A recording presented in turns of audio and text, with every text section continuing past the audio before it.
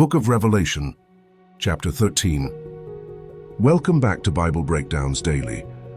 Last time in Chapter 12, we saw heaven reveal the unseen war behind all of history, the woman clothed with the sun, God's people, the red dragon, Satan, and the male child, Christ. We learned that even in the wilderness, God protects his people for a set time, 1 to 260 days, showing that every trial is under his control. Now, in Revelation chapter 13, the dragon wages war on earth through two beasts, one rising from the sea and the other from the earth. These represent worldly and spiritual deception working together to lead humanity away from God. This chapter is intense, symbolic and prophetic, showing how power, lies and worship collide before Christ's return. The first beast, the beast from the sea. John writes, "And the dragon stood on the shore of the sea, and I saw a beast coming out of the sea. It had 10 horns and 7 heads, with 10 crowns on its horns, and on each head a blasphemous name. The beast I saw resembled a leopard, but had feet like those of a bear and a mouth like that of a lion. The dragon gave the beast his power and his throne and great authority. One of the heads of the beast seemed to have had a fatal wound, but the fatal wound had been healed. The whole world was filled with wonder and followed the beast. People worshipped the dragon because he had given authority to the beast. And they also worshipped the beast and asked, 'Who is like the beast?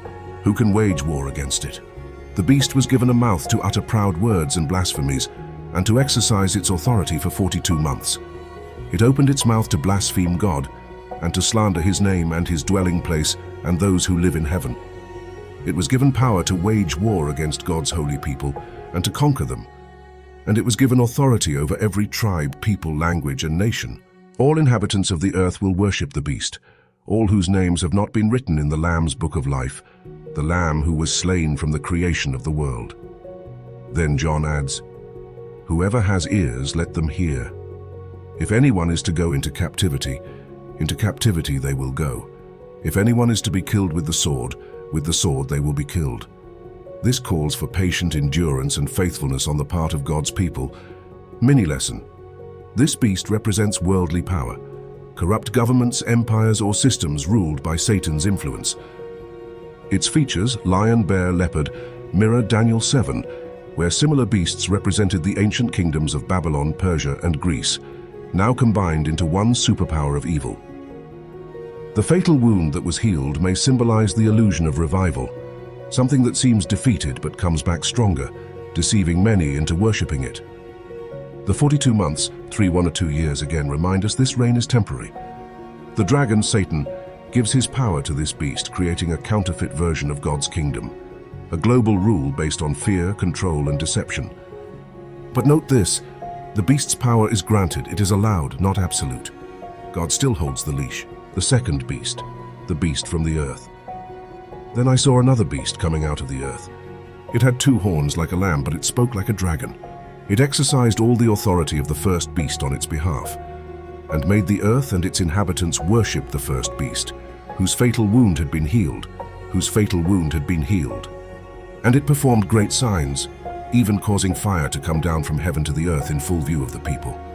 Because of the signs it was given power to perform on behalf of the first beast, it deceived the inhabitants of the earth.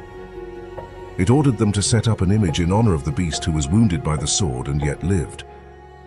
The second beast was given power to give breath to the image, so that the image could speak, and cause all who refused to worship the image to be killed. It also forced all people, great and small, rich and poor, free and slave, to receive a mark on their right hands or on their foreheads, so that they could not buy or sell unless they had the mark, which is the name of the beast or the number of its name. This calls for wisdom. Let the person who has insight calculate the number of the beast, for it is the number of a man. That number is 666. Mini lesson. This second beast represents spiritual deception, often called the false prophet. See Revelation 16:13 and 19:20. He appears like a lamb, gentle, religious, trustworthy, but speaks like a dragon. This is false religion, the propaganda of evil, working alongside worldly power to enforce false worship. The mark of the beast is not just a symbol of commerce, it's a mark of allegiance. It represents loyalty to the world system rather than to God. In contrast, believers are sealed by God's Spirit on their foreheads. Revelation 7:3. So every person bears a mark, either of the Lamb or of the beast. The number 666 is the number of man, incomplete, always falling short of God's perfection, which is symbolized by 7.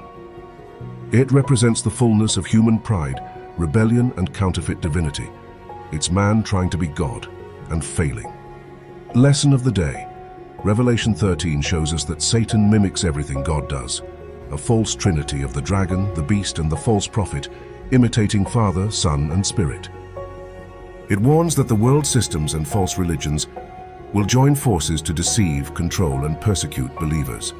But it also reminds us that the beast's power is limited, its time is measured, its authority borrowed. The true victory belongs to those whose names are written in the Lamb's Book of Life. We don't overcome by force, but by faith, discernment, and endurance.